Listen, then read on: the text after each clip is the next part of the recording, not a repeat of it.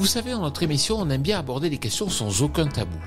Il est vrai que l'agroécologie est parfois sanctuarisée car le minimum d'impact de l'homme sur la nature pourrait être interprété, à tort, comme l'absence de toute intervention humaine.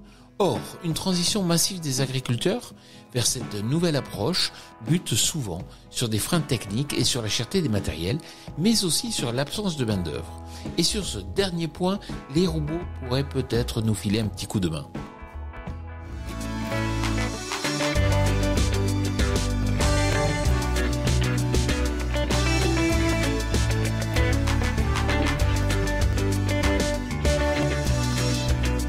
Cette semaine, je vous amène à la rencontre d'Emmanuel Vauquelin, qui a été un des pionniers du GPS en France et qui est aussi distributeur de robots en agriculture. Emmanuel, tout d'abord, pourriez-vous nous présenter le type de robot que vous commercialisez pour le secteur agricole ? L'Institut de GPS aujourd'hui propose les robots de la marque Carré. Le nom du robot, c'est Anatis. C'est un porteur qui fonctionne avec une énergie électrique et qui peut embarquer différents types d'outils. Mais que peuvent-ils apporter à la transition agroécologique ? Le robot a tout à fait sa place, effectivement. Le désherbage mécanique, c'est bien, mais on utilise un tracteur qui va générer du CO2 et c'est pas forcément bon. Prenons un second exemple, la main-d'œuvre. On sait tous dans le milieu agricole que trouver de la main-d'œuvre, c'est tellement compliqué. Le robot a aujourd'hui tout à fait sa place dans l'agroécologie. Oui, mais le coût des robots est encore élevé. Alors certes, le prix des robots est encore un petit peu cher, mais aujourd'hui, nous ne sommes pas sur des productions de masse.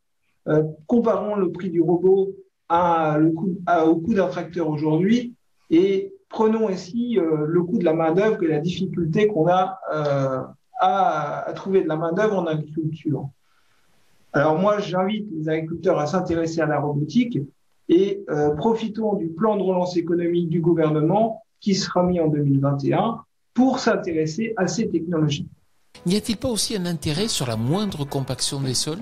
Alors le robot, nous le savons tous, aujourd'hui, c'est 10 fois moins lourd qu'un tracteur. L'intérêt de l'agroécologie aujourd'hui, c'est bien d'avoir une vie microbienne favorable et de limiter la compaction des sols. Pourra-t-on détecter plus tôt la présence de ravageurs ? On le sait tous, c'est un outil de traction, mais pas que. C'est également une machine qui est bardée de capteurs, qui va pouvoir bénéficier des dernières technologies en matière d'intelligence artificielle. Nous allons pouvoir peut-être détecter la présence de maladies avant que l'œil humain ne puisse le visualiser, détecter des ravageurs alors qu'on ne les voit pas. C'est un outil qui va travailler 24 heures sur 24, 7 jours sur 7. Merci Emmanuel. Quant à moi, je vous retrouve la semaine prochaine sur TV Agri pour un nouveau regard porté sur l'agroécologie. Bonne semaine à tous.